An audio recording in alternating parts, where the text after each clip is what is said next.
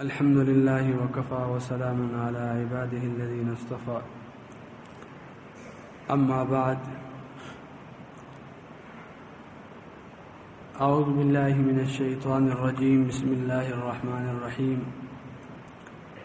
يوم يقوم الروح والملائكة صفا لا يتكلمون إلا من أذن له الرحمن وقال صوابا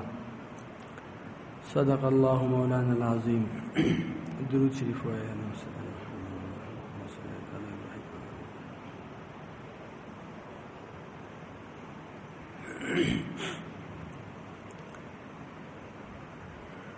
محترمو شفاعت دا د عربی لفظ دا سفرش په معنی استعمال ده مشتاسو ایمان د پدې باندې شفاعت منوم جا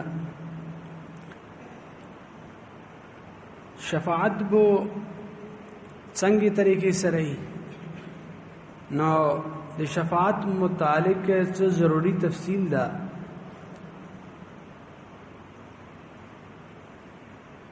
اول خبره خدا ده چې مخکې قومونه هغه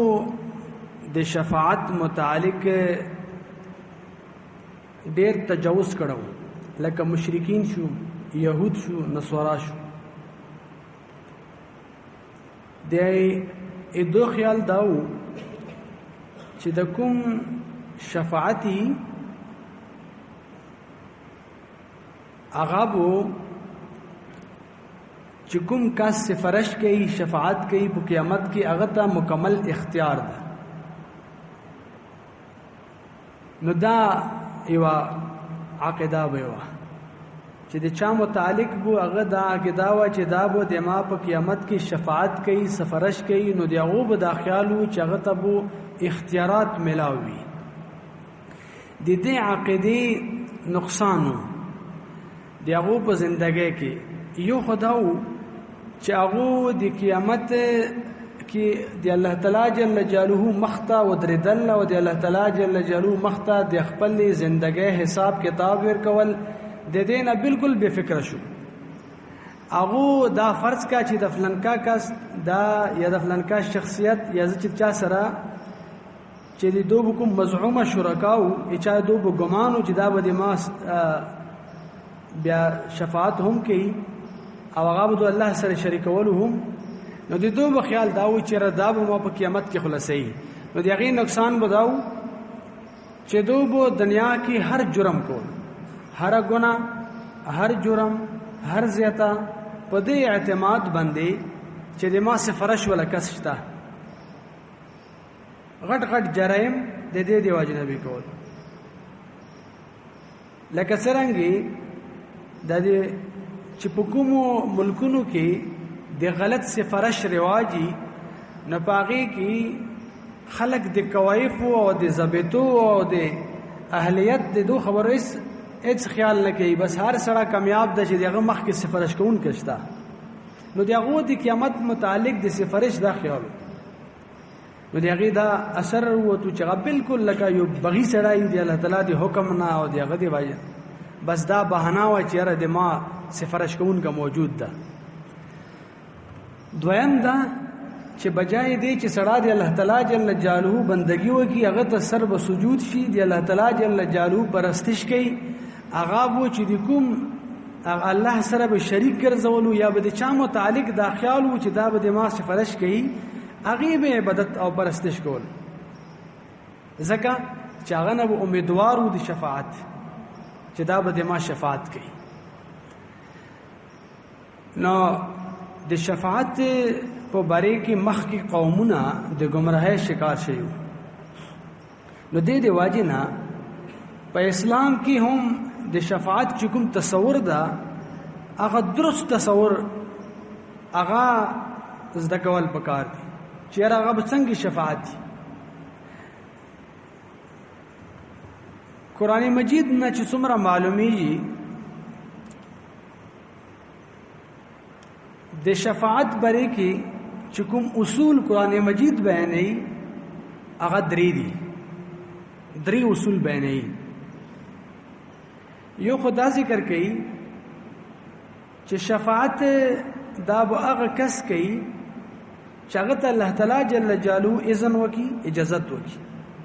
هر څوک دا شفاعت نشي کوي.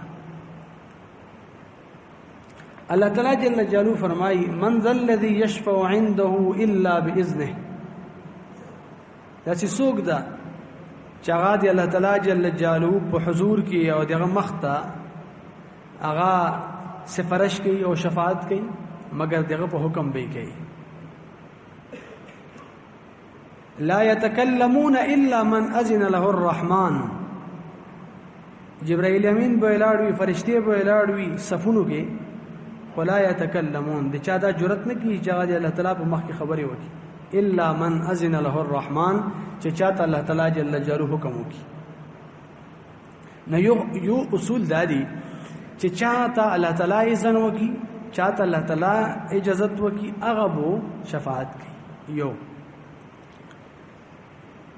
دویم دا ده چې د چا د پاره الله تعالی حکم وکړي هغه د پاره به کوي. په خپل صوبدید باندې نشي، لکه په خپل اختیارات نشي استعمالوه چې خپل اختیارات. الله تعالی جل جلاله فرمایي ولا يشفعون الا لمن ارتضى. چې کوم څوک وي ته الله تعالی پسند کی هغه ته به شفاعت کوي او هغه به سفارش کوي. او چې کوم سفارش وي هغه به درست هم وي، هغه به درست هم وي. داسې شفاعت نه چې حق باطل حق. الله تعالی جل جلاله په دغه آیات کې فرمایي د عما يتساءلون په آخر کې چې لا يتكلمون الا من اذن له الرحمن وقال صوابا، او چې څه یې یا به درست یې. در اصل دا چې خلق غلط سفارش قبلئی کنه، یعنی چې د خلق غلط سفارش په ادارو کې قبلئی یا په ملکونو ریاستونو کې قبلئی، یغي بنیادی وجه دی چې دوی واجی غټي واجی. ایوا وجه خدای چې د کوم چاته سفارش کیږي دا سړی پورا خبر نه، او چې د څوک ته سفارش کوي په د باندې اعتمادي. لکه ګوره یو کس ته د یو منصب د پاره د یو منصب تقرری د پاره مختلف خلک تا ته راغلي دي، اوس په هغې کې ته انتخاب کوي. نو تا ته یو کس سفارش وکړو، نو کله کله سړی چې یو غلط غیر اهل کس هغه د سفارش دی وجه نه، یعنی یو غلط سفارش قبول کی هغه یغي وجه دی چې د سړی ته علم نه پته نه چې دا سړی غلط ته د چا په اعتماد خطا شو، د چا په اعتماد خطا شو. ډیر کرته دا سکی یعنی سړی د بل په چا باندې اعتماد وکي چې دا خبره چې سګي دا به ټیک کوي، خبره غسی نه وي، هغه غلط سفارش خدا ویلی خطا شي. یعنی یو غلط سفارش وجود ته ویلی راغلو، ویلی کامیاب شو چې چاته سفارش کوي هغه کس ته علم نشته،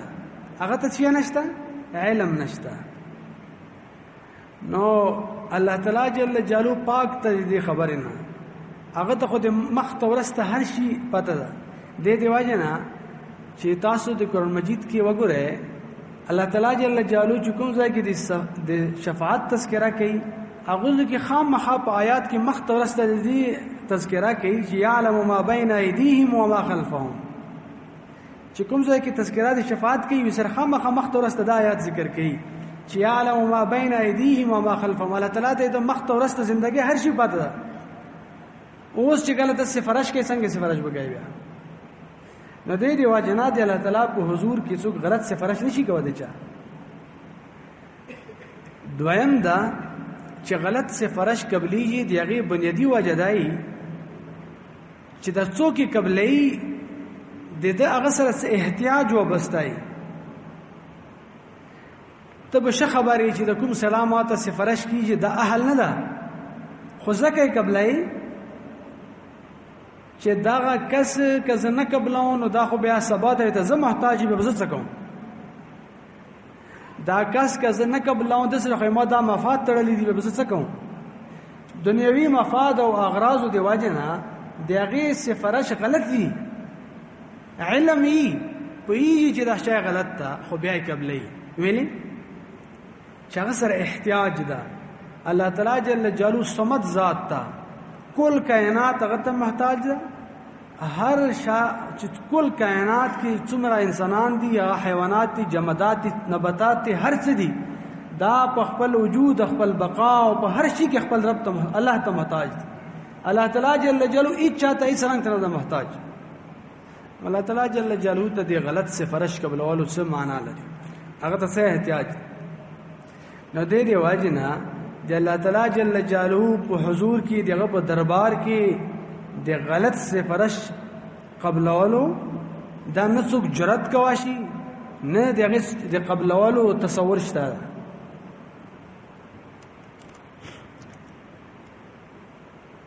څومره راسي چې د قرآن مجید او د حدیثو نه پته لګي هغه دا ده چې د سفارش شفاعت چې کوم ده دا چې کوم په قیامت کې کیږي دا مقام دی اعزاز او د اکرام خدا، خو مقام دی اختیار نه ده، مقام دی اختیار او د اقتدار نه ده. یعنی چې کوم په قیامت کې شفاعت ته د قرآن مجید پر روشنايي کې په احادیثو پر روشنايي کې چې کوم دغه تصور او حیثیت ورسي هغه دا ده چې دا داسې یو مقام نه ده چې د کې چاته اختیارات او اقتدار ملاوي، اختیارات او اقتدار ملاوي، بلکې دا یو د عزت او د احترام یو عظیم مقام ده. اسی ګره کچېره یو انسان ته دا اختیار ملاو شي چې ته مکمل خپل اختیارات وچلو. انسان ته خو ډیر کرتا یو کس سره بالکل په خپل د سره 24 غنټه یو کسي د خیال داوي چې دا د ما دوست هغه د دشمنی انسان ته څه پته دی خبر. کچېره دا شی امور انسان ته حواله شي نه انسان ته دې څه پته شته چې د ما چې کوم خپل دا یا د ما رشتہ دار دا د ما د مرګ نه بعد د څومره کفر کړه څه کړي څه پته ته لګي هغه ته څه پته ده. هغه ته دې پته شته چې د کومه ژوندۍ تر کړي دا ټوله د غیر الله دی پر تر کړي کړي هغه ریاکاری کړي ک الله دې پر کړي هغه ته څه پته شته. نو کچې انسان ته اختیارات ورکي هغه خو بالکل داسي وا تیر جوړه کی چې د الله تعالی جل جلاله د علم او د حکمت او د رحم او د عدل نظام به درهم برهم شي. بیا انسان په دغه شون انتخاب باندې پی چیرې د جنت اهل دا کدای دوزخ اهل دا چې یو سړی و داسي چې هغه بو 1000 ګنا د دنه بهتري خو د دو د رشتہ دار د شفاعت څوک نه نو د دې واجنه هغه بو جهنم کی او بل بو جنت کی. نو انسان ته کله اختیار ملاو شي نو انسان علم کم دا نه د خبر هغه سارا په د خپل ژوندۍ کې خپل دوست دشمن تعین نشي کوځان ته څومره خلکو بره کې د مشتاسو هغه سوچ غلط شي یو ګمان وي په چکل حالات راشي هغه بل شي خبره ثابت شي خبره بل شي حالات مشتبه بلکې حالات انسان خپل ځان متعلق خطای خپل ځان باندې ډیر سخت قسم ته خوشګمانه خو چې حالات راشي د خپل ایمان او خپل پته ولګي څومره وبوږي او څومره پوزیشن کې دا خبره ده سیده کنه. انسان خپل ځان متعلق غلط قیاس کوي هغه ته کته اختیار ورکړي د جنت کې ته خپل اختیار باندې څوک جنت ته بیاي هغه د جهان ظالم ارخصته هغه جنت ته بیاي. نو محترم دا سینه ده چې دا د اختیارات مقام البته دا ضرور شته. الله تعالی جل جلاله کریم ذات ته به انتها مهربان ذات ته په خپل عبادت باندې په خپل بندگانو باندې هغه چې کله یې سړای کنه د ضابطه مطابق دغه شی عمل شته بد عمل شته شی عمل شته بد عمل شته قیامت کې ضابطه مطابق په غبن جهنم واجب ده خو د الله تعالی جل جلاله فضل او کرمي هغه وته د یو کس ته حکم وکي یا د یو کس په زړه کې واچي چې ته بره کې سفارش وکړه هغه خبره کې سفارش وکي الله تعالی جل جلاله هغه څخه هغه قبول کی نو د چکم کاس شفیع ده دې کې عزت او اکرام وشي او الله تعالی جل جلاله هغه څه کوي هغه جنت ته بونه او داسي چې دغه معیار څوک وي الله تعالی ته د شفاعت به خپل تنظیم کوي هغه خپل تنظیم کوي لکه یو کسي نو محترم الله تعالی جل جلاله لکه کوم پر روایتونو کې رسي چې چا باندې جهنم واجبي داسې خلق به الله تعالی جل جلاله پس کوي هغه نو دا هغه خلک چې دو زندگی څه قدرې بهتري څه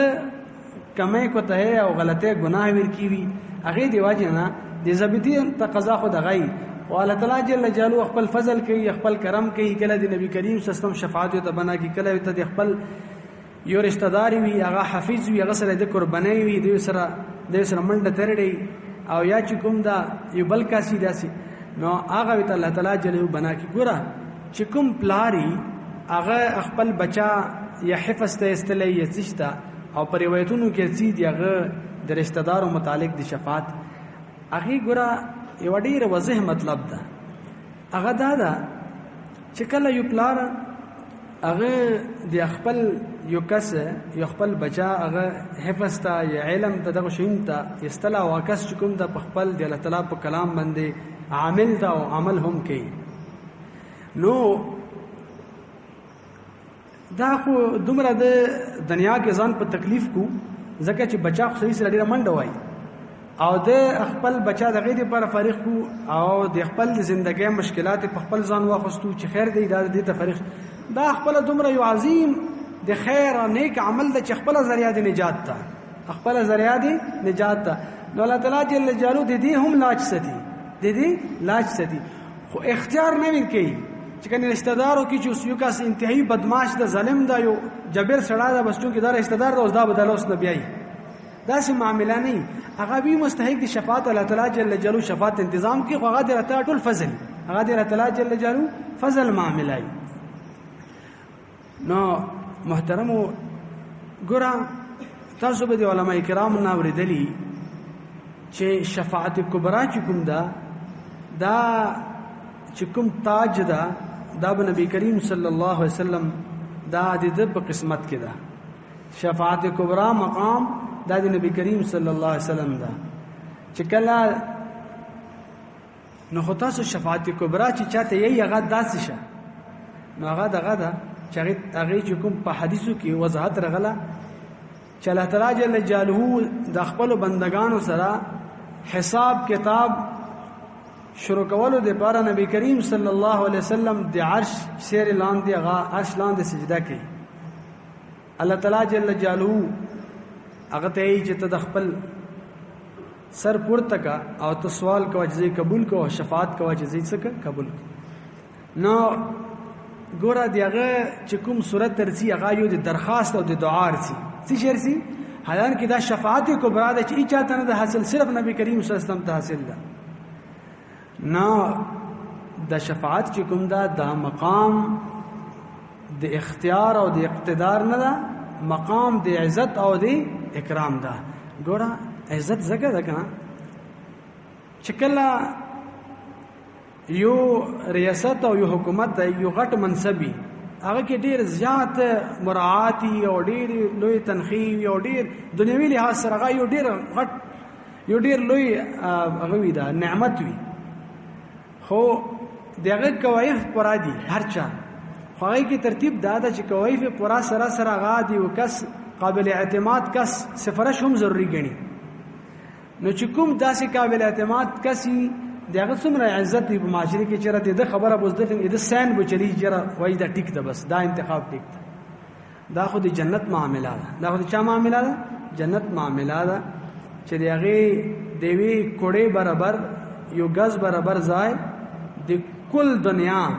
او د دې څومره نعمتونه او د دې څومره معدنیات او څومره څه دي په دې کې دا ټولو نه غایب کې هغه ځای بهتر ده. نو محترمو دا قرآن مجید او په حدیثو کې د شفاعت چې کوم تصور ارسي هغه دغه شی ده. دې باره کې چې کوم د خلکو دا خیال او تصوري چې کنه دا خو بس د چا اختیارات چلیږي په دې کې او بلکې ځنه خلکو نه متاسو دا وره مجخپله وورو هغه چې دا داسې ده چې لکه څرنګه دا ایم پی چې کومه خصوصي کوټه نه وي چې په خپل اختیار استعمالوي هغه د داسې قسم ته خصوصي کوټه ده چې چاته ورکوي د مرضی ده. محترم اوس کې اختیارات نه چلی. من ذا الذي يشفع عنده الا باذنه الا من اذن له الرحمن چې الله تعالی چاته حکم وکړي اذن وکړي هغه به داسې کوي. هغه به د اذن صورتونه مختلف دي. اذن صورت کله کله داسې کېدل شي چې براه راست د اذن نظام وي او دا کېدل شي چې الله تعالی جل جلاله په زړه کې ته چې افلکی غازي پر سفرش وکړي فلکی دي پر څه جوګه الله تعالی جل جلاله هغه تخپل زړه کې خپل واچي نغه هم د من جانب الله منتخب د چغه پر سفرش وکړي.